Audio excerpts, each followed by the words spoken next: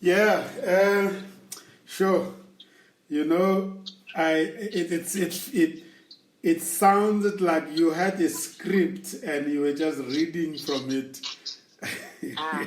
The way you outline your corporate corporate journey so well, and very informative, very educational, and thank you for also trying to interpret what it is that you learn from each of these big brands that you work for, because that helps a lot.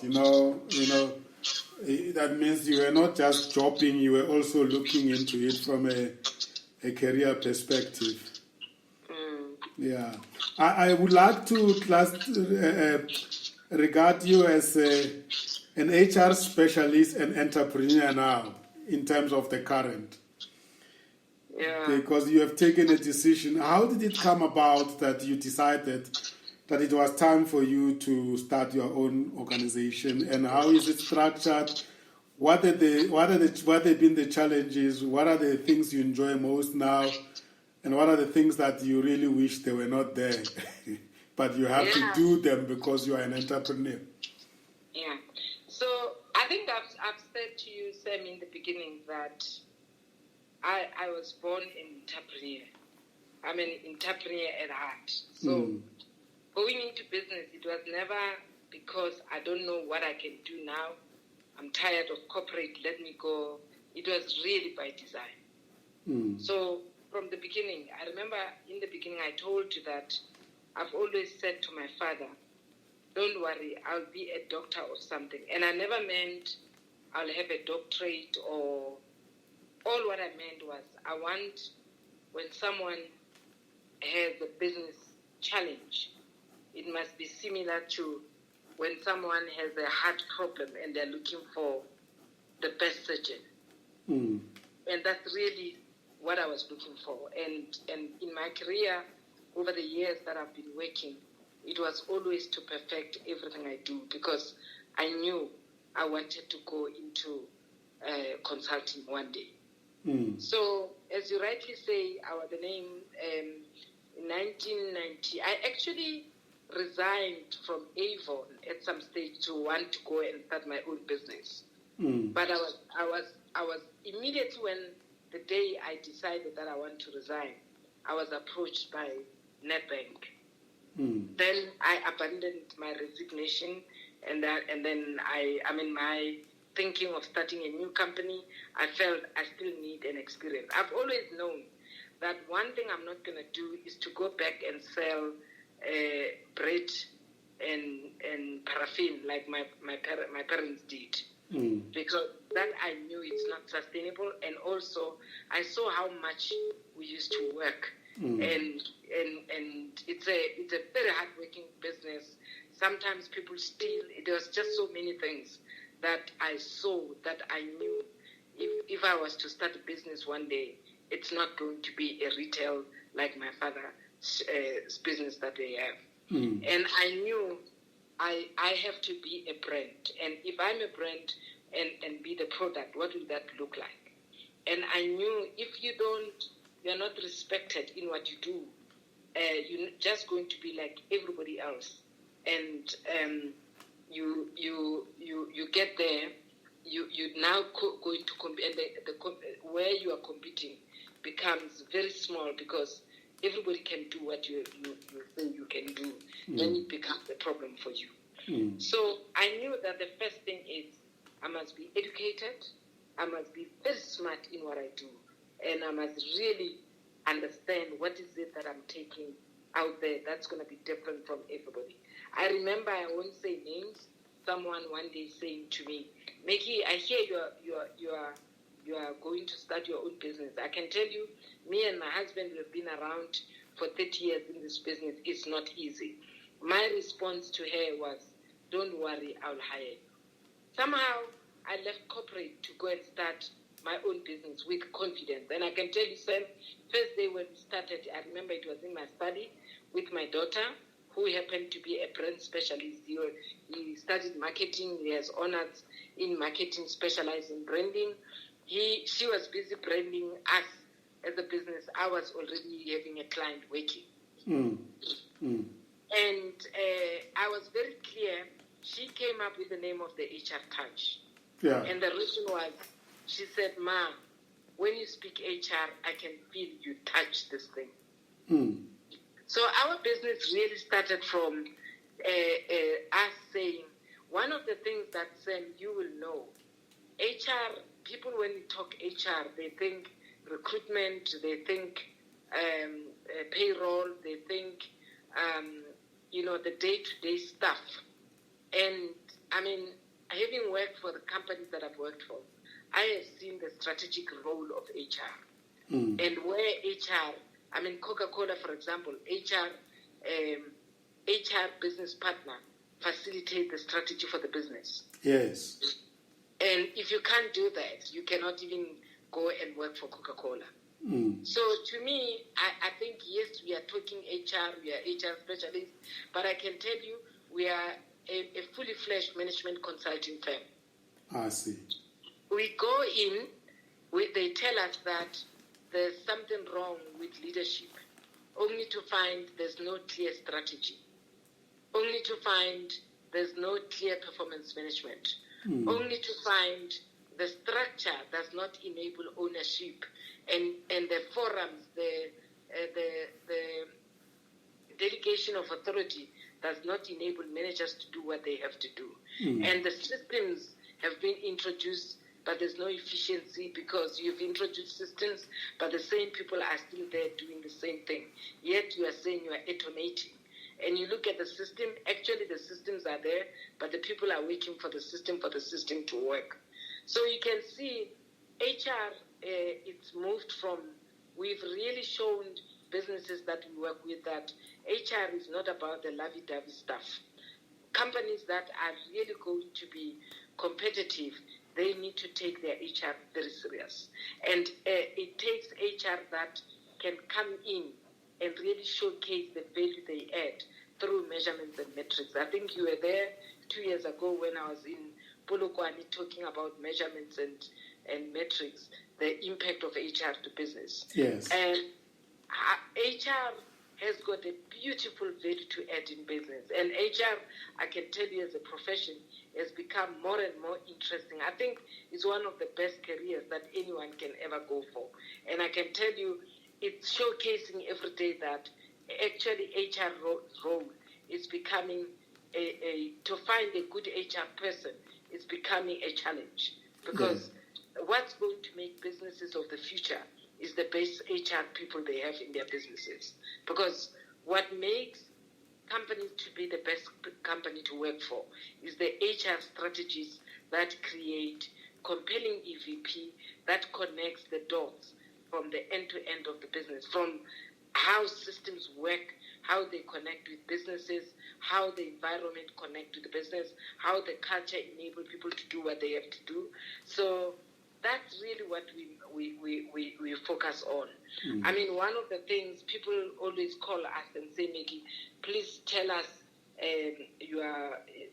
your profile, tell us your approach, how you approach things. I say to them, we are a management consulting firm. I can only tell you who we are as a business, but I can't tell you how we approach problems because I need to understand your problem so that I can tell you how we solve your problem. So you don't have off-the-shelf type of takeaways, and you come and embed yourself in the problem. So you actually, I understand why coaching is also, you also see it as one of the things you put forward as the offerings, because that's what coaching is all about. You need to understand what it is that you are dealing with, and to figure out how to approach it. How to approach the relationship, how to approach the marriage. It's like marriage. Someone say, come and tell me when we are married, how we're going to live together. Yeah. You can't. You have to experience it. You have to experience it. We have to know how. So that's our approach. And I mean, Sam, I can tell you, our business, the last time I looked for a client, I don't know how many years ago, clients know what you are made of. Clients understand the value we bring. When people resign from their current company going to there are other companies where they've worked with us. They come in and say, I know a company that I want to partner with when I come here. But I was humbled. We at UK, the University of University of Natal, the former University of Natal, they were looking for a company. They had hired a whole lot of companies to come and help them design a transformation strategy post the merger of the 3 universities. Yeah. They struggled. And 2 board members, 2 council members said, we know a company that can come and do a brilliant work for you. And all of them, same time, the HR touch. I was humbled. Wow. Last year, MMI was looking for someone to come and facilitate a strategy for them. I worked with someone at Discovery, and I also worked with another lady at Mutual and Federal. The 2 of them happened to work for MMI at the same time.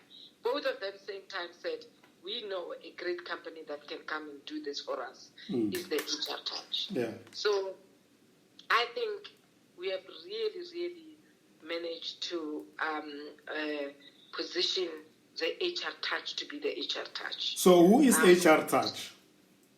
So let me understand your question, because it can mean a whole lot of things. Is Maggie alone at HR touch, or are there other people Okay. So the challenge, and you're asking me, so the HR touch is a team of people that we work with. At any given time, we are a staff complement between 10 and 12. Yes. And we partner a lot, even though it's a challenge. The problem, if you have branded yourself, it becomes hard to find people that can do things exactly like you. Yes. It becomes a big it's a common challenge anyway. Yeah, you can do things like you. But what I pride myself specifically with, and maybe on behalf of the HR Touch, is I can share with you more than, I don't know how many people, more than close to a dozen of people that have worked for HR Touch that came in at a very young age of their career. Within a short space of time, they are holding serious positions out there. And I can share with you some of the people that we partnered with and work with, who today in their own businesses, they have really earned themselves better bonuses, better careers, better awards. So that's really what I can share with you. And having been a person that's personally sitting on boards, advising HR directors, and seeing them making inroads and being respected by their HR remuneration committees and their board, because they've partnered with the HR Touch. It's a humbling space to be. And I think one of the space that I've really also played well, I think you're aware that I sit on the board of Edge. They specialize in the SME space. Yeah, SMEs. The SME space. So I've been chairing that board for 7 years, and one of the areas that I also play a role is in really capacitating SMEs. So that's an area which I love to play, because I found a lot of our kids, they all want to go into the entrepreneurial space. But I think nobody is there to support them and really help them to understand what it takes, what it means, and help them understand what problems do they think they are going to solve, and what do they have. And you find, I can tell you, 50% of them, they actually don't know what problem are they going to solve. They just think going on your business, it's a beautiful space to be. When they are when they struggle, they think business is a struggle, but actually business is not a struggle. It's because you are still struggling. You went in not knowing what is it that you are taking going to do. So I think for me, as I say, the challenge is maintaining and retaining the talent, because yes, we make them love what we do. Yes. They grow, and unfortunately our businesses are not growing the same way as they grow, and they end up outgrowing the place and going into corporate world, which I'm very happy, because we have grown people of values, people that know what they have to do, and people that will go and make a difference. Yes. But it continues to make you a training ground, which for me is not a problem. But I wish, my prayer, what I'm focusing on now, I know one of the questions you were going to ask me was, what are some of the opportunities you see? I think for me, the biggest opportunity I see is there's SME funds that companies have. Yes. I think if one can tap into those opportunities, I can actually produce a number of qualified and experienced team. Because the problem is you get scared to hire a lot of trainees, because businesses are not willing to put you can't say to your business, please pay me double amount, because I'm going to use this person who's going to fail 3 times while I'm paying their salaries. But if you can have a salary, some money to be able to train more people, I think small, medium businesses have a role to play in creating employment for inexperienced people, because we can be a training ground, provided we've got finance to enable us to be a training ground. Yeah, absolutely. You have just sort of like corrected me or guided me in terms of how to look at your organization. Because when somebody out there sees the name HR Touch, yes, indeed, it will box you into HR solutions, products, but you have just said that you are actually a management consulting firm. So let's expatiate even better. So what will you say, these are the products, these are the services, and these are the solutions of HR from a management consulting firm? Not the nitty-gritties of it, but when one looks at you, what are the products that you offer, what are the services you offer, and what solutions do you provide? Yeah, so we have, over the years, we have grouped or clustered ourselves into what I call products. So we've got what we call consulting side of the business. So consulting is where we come in, we solve a specific problem.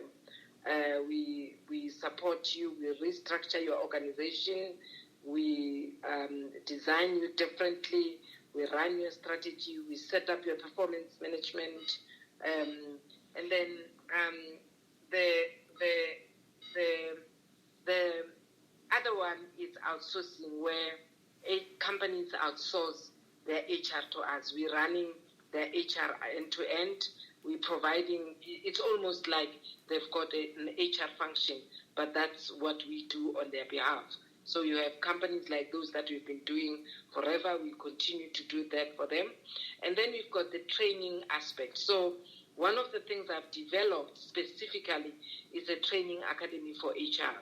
And our HR academy, I'm proud to say, and I'm every day people say, Maggie, why don't you activate your website? And we are busy with that, where we say our HR academy is about the how-to, not the what. It's because lots of time people understand there's something called an HR business partner. There's something called a center of excellence.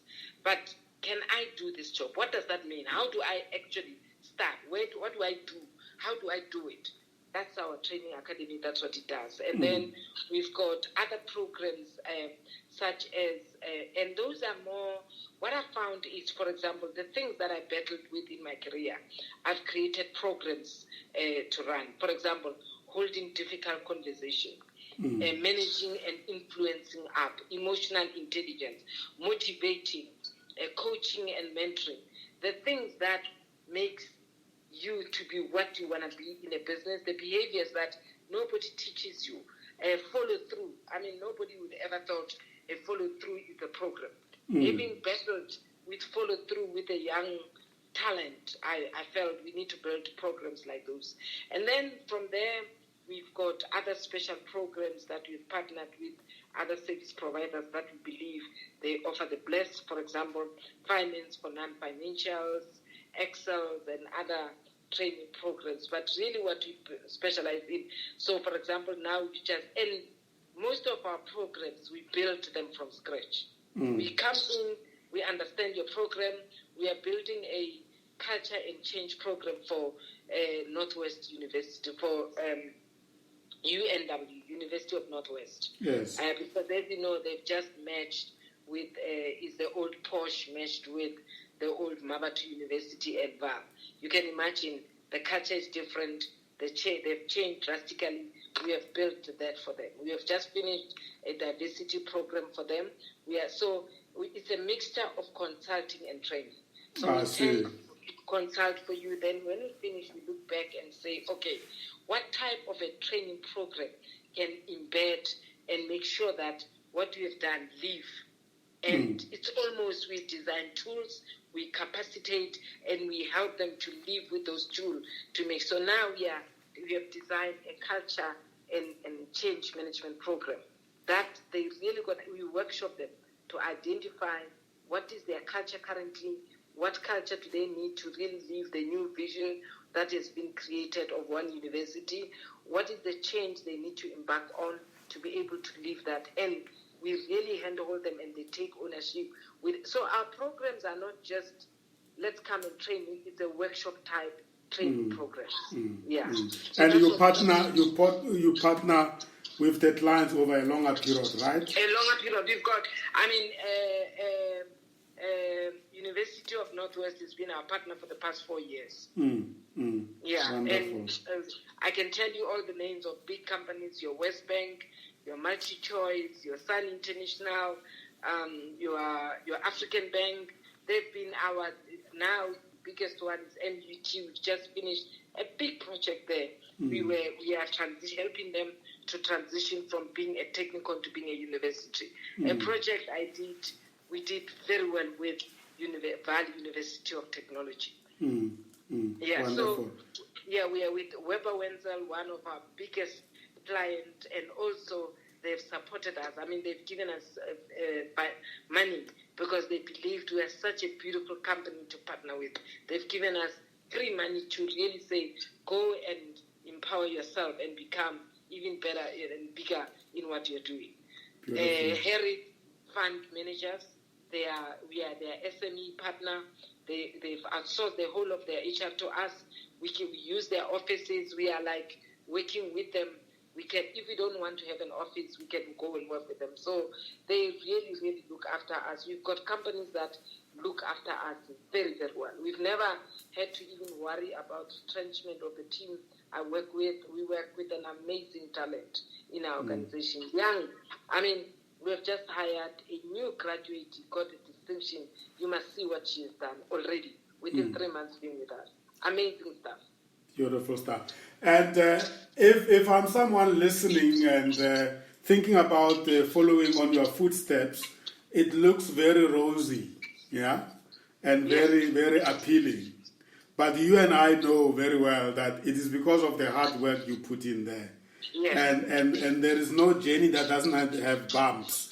So what are the pitfalls when one migrates from being a corporate employee into study your own operations, that all aspiring entrepreneurs who came from the direction you came should take note of? Yeah.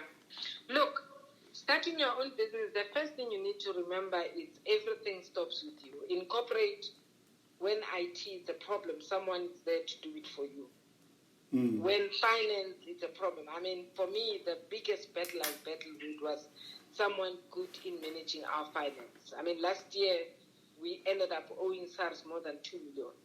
And because of the SARS issues that were never taken care of in the beginning, because we undermined the value of finance around us. So what is important for me is, in the beginning, understand what are the important things that you can never do without. And I know a lot of times you hear people saying, I can run my own finances, bookkeeping, I can just move things around, I can run my own IT, those two I find they are critical. If you don't manage them well, you actually will struggle throughout your business life journey, or you can even not have a business, because I can tell you nowadays businesses, for them to give you a business, they want to see your clean SARS audit results first before they can give you a business.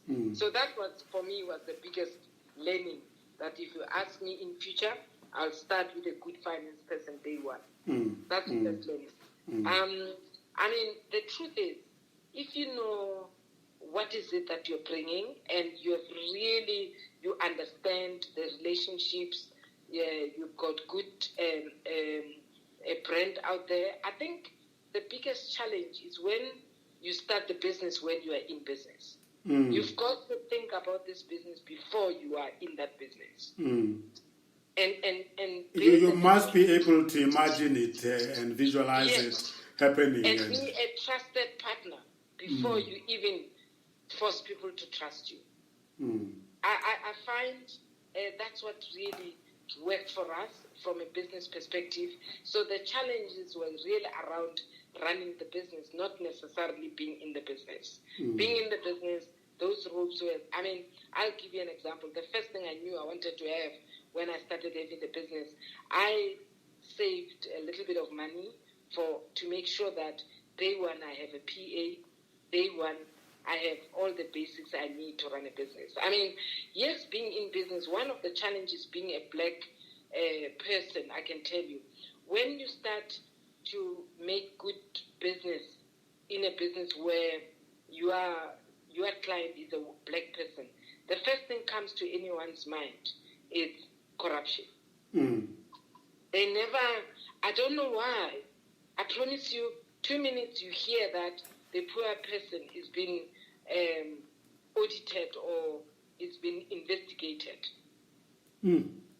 I find those are core beliefs that were imposed on us by where we come from. I think so. The biggest issue is, I find that's the issue when you are in the business. When you make a good money in a business, not a lot of, and I don't want to make it a race thing, but in general, trust become an issue. Yeah. But that means we have to work hard to win it and keep it over time. Yeah, I can tell you, since my career, I remember there have been, I don't want to mention company names, there have been at least 4 investigations that I know. In the background. In the background. That I know. I really battle. People don't believe that a person can be I I remember one of the HR directors went to a meeting and I was there, said to them, I pay the big firms so much money. And look at, she had to produce the quality of work we did versus the other companies, our other companies that they do. And she said, we are paying a fraction, but that's still a problem. I looked at it and I thought, we still have a long way to go. Absolutely. And the battle and the struggle is ours to win anyway. It's going to take a while. I can relate very well to what you're saying, because our fellow brothers and sisters out there in the corporate, they have a lot to answer, and to a point where some of them will even start mimicking those practices, because it's better not have that problem with you. But that kills the initiative of entrepreneurship like we are talking of now. And that's why it's very important for us, and I'm glad you are sharing that with the listeners, because they mustn't think that these things don't exist. You have a problem of corruption, but you also have a problem of being trusted with the work that you know very well. And that will stay with us for a very long time, and we need to shake it off. Yeah, we need to shake it off. One of the reasons, Maggie, why I've created this platform is exactly that, because sometimes you don't have the opportunity to express your feelings and views on issues like this without actually upsetting somebody. But on a platform like this, we are actually helping people to say it's not as easy as you think. And I guess also the platform is meant for people to hear also your successes. Because if the successes are not played out there, people become despondent, they think they are not successes. No, I must say, and I can tell you, and I mean it when I'm saying, the HR Touch has been a very good success story, that I can tell you. And it continued to be. But as I say, the biggest challenge for me is, and it's not a challenge per se, it's a shock of my life that there are people that question your abilities when, not even the abilities, they can see the great job you do, but they start questioning that, is it worth what is being paid for? Yet when it's done by other people, it's not a problem at all. And it becomes a problem when it's Sam Zima against Maggie Mojapelo. Exactly. But if it's Sam against L'Oreal or someone, it's not a problem. Absolutely. Wow. That's very insightful. So in terms of the vision and the expansion, I mean, we don't imagine that you will just remain local. Have you ever entertained the idea of growing into the region, into the continent, or do you have associates globally that you work with? Yes, no, I mean, we've been privileged that we work for blue chip businesses. Yes. And we found ourselves traveling in different countries all over the world, going to showcase what we are worth.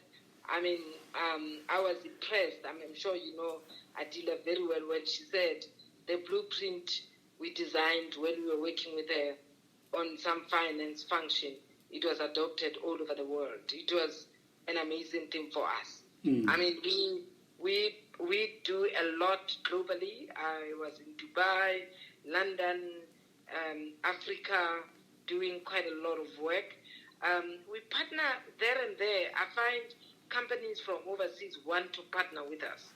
But the way they want to partner with us, some of them want to acquire us, and we are not yet ready for acquisition yet. That's where you're still enjoying being who you are. I'm enjoying being, and we are busy with new online platforms. I'm busy with that. I just need more finances. So that it's still at the background. I'm sure it will be the next live of our interview. I'll be telling about it. It will be when I launch it. I don't want to open up the secret at the moment. Allow me to keep it here. But there's big things coming, and that's where for my energy is to build the future business, which is outside me. Beautiful. And that's what I'm focusing on at the moment. Beautiful stuff. Is there anything specific about HR Touch that we haven't asked that you feel is worth noting for the listeners? Yeah, I think a lot of times I find people undermine small businesses. To be honest, I've learned to realize that actually small businesses, because the people that they run, they care a lot about their brand. They actually offer bigger things, more than what other big firms can offer you. And I think a lot of people, when they see the HR Touch, they think HR. Actually, HR Touch, it's similar to when you say a business management consulting firm. Any solution that you want us to come and offer you, which is come help us design a new system, come help us reorganize our organization and make sure that we change direction from a brand perspective or land new product. That's who we are. Do you think that lies in the name? necessarily. A lot of people, when they see the HR touch, they think HR. We are still towing. That's why you see we are transitioning to THRT versus saying the HR touch in full. But we are still thinking through how do we transition for those that don't know us. It's just that, to be honest, at the moment, we are really, really, we're not yet struggling from a client perspective. Okay. I think that's what it's not worrying us yet. But I think in the future, with the new future we are designing, we're going to have to find a way to transform our name a bit. Yeah. But that HR will always be part of the management consulting firms anyway, isn't it? Yes. So the changing of the identity and the name doesn't necessarily mean anything. It's just probably as you grow into other business areas of consulting, there will always be a unit that deals with what you are strong at, which is HR, isn't it? HR-related consulting. Yes. Look, we had to start from what we know best. We had to use the name that we know best and focus on the things that we know best to be able to. We knew that our aim is to get into management consulting, but people know Katie and I as HR directors. So if you come in and say I'm a GM or a business management consulting, people won't understand what are you talking about. Now, Maggie, if I ask you to connect the dots from Maswiakae to where you are now, what are the landmarks?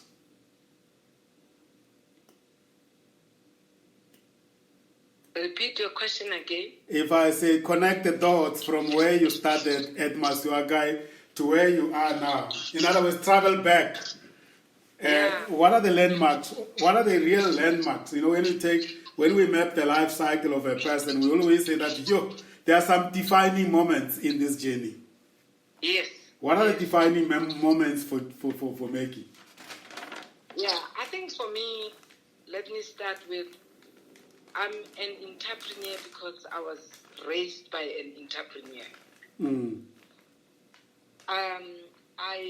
I think what we do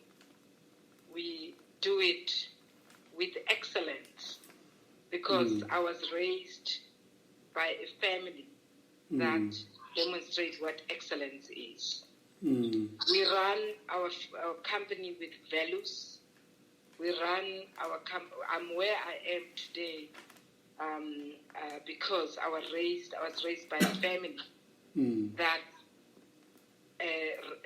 demonstrated to us what values are, and we live them.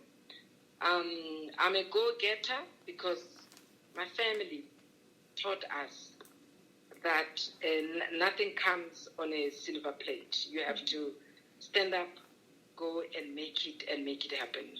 I think I'm an all-rounded human being that know how to love, that have time for humanity, because I was raised by a family that taught us what it means to live a beautiful human life. It's not about the money I do, it's about the person I am to the people around me, because my family was just that, and it continued to be like that. When I'm home, you'll even forget that I sit in a boardroom. And when I'm in a boardroom, you'll even forget that I can go home and sit and have time for my own family. That's what I really learned. So I think when I connect the dots from how I was raised and what I became, where I am today, there's, it's almost like a hand and a glove. Wonderful. I don't think if I did not have the background that I had, I would have struggled with most things in life. My father always taught me two things. The first one was the Genesis 1:26, that said, God created man to go and rule the world. One of the things that I refuse to see ruling me is the things of this world. I always remember my father says, go and rule the world. as a result, I believe nothing is impossible for me. I'm not scared to get into anything as long as I know I've got eyes and I've got a mind and I've got brains to be in it. And then he even went further to teach us about Joshua when Joshua asked the two types, 7 kings both sides, and asked them to go and see the land and come before they get the promised land, before they go into the promised land. They came back and said to Joshua, the first 7 kings said, there's a lot of giants. The second 7 kings came back and said, no, they're giants, but God said, I'm with you. And He's with us. We want to go there. Beautiful. And then, so they all went there knowing God is with them. I can tell you, Sam, that's how I approach life. I even have tears when I talk about that. If I did not have things like those, it would have been hard. As you heard, I grew up in the career ladder very, very quickly. What piqued me, it wasn't the knowledge I have, because in leadership, it's not about what you know, it's the experience you have. Beautiful. And I think the experience of knowing God just created the foundation for me, and the experience of leadership, I grew in it as I continued to become a leader. And actually, some of the things I learned when I had already left corporate. Beautiful. Beautiful stuff. Let's check out, this has been wonderful, but I can see that we could have another session to dive deeper.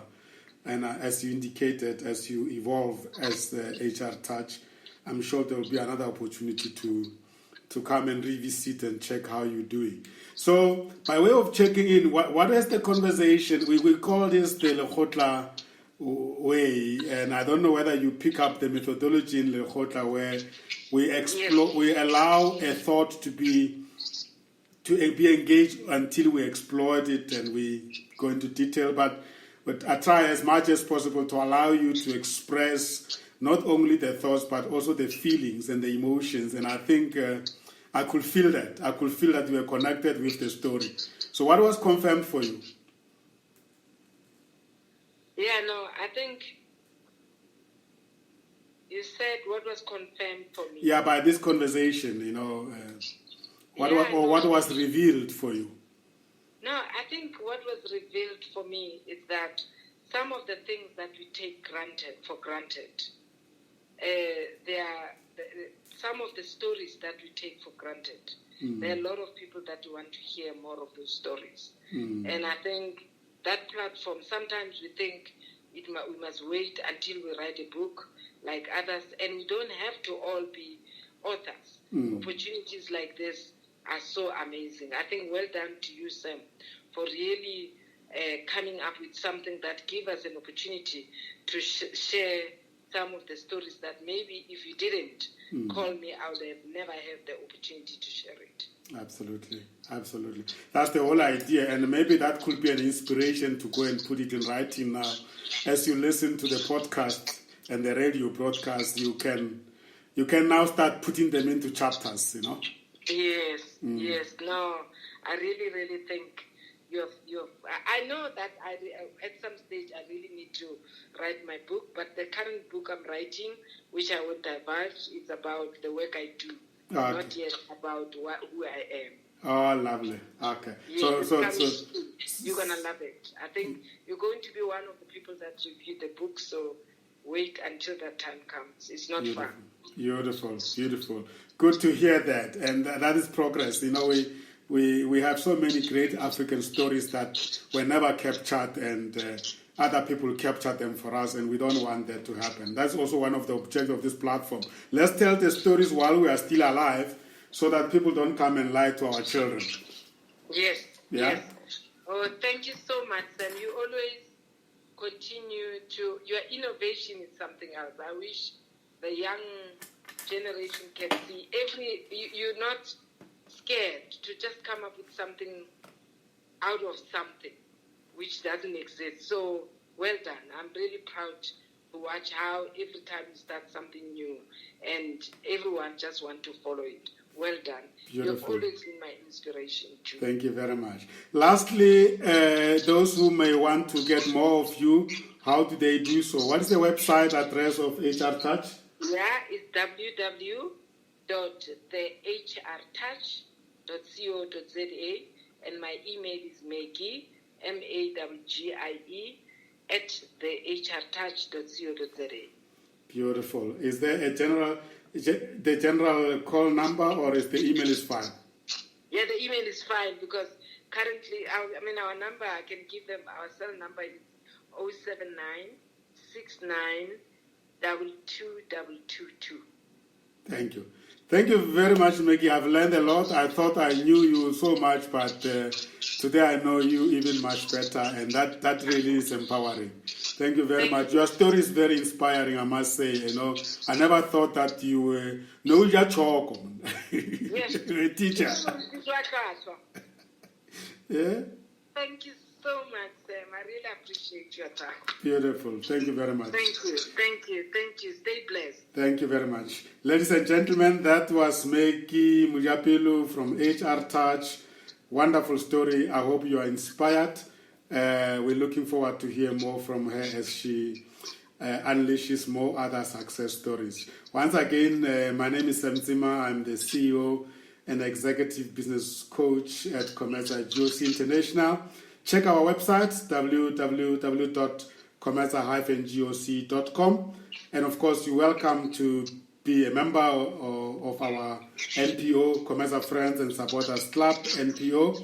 And you can apply online at www.comesaclub.africa or drop us email at callcenter@comesa-goc.com. We thank you for tuning in. We're looking forward to welcoming you at our next broadcast. For now, we say take care, be safe, and goodbye.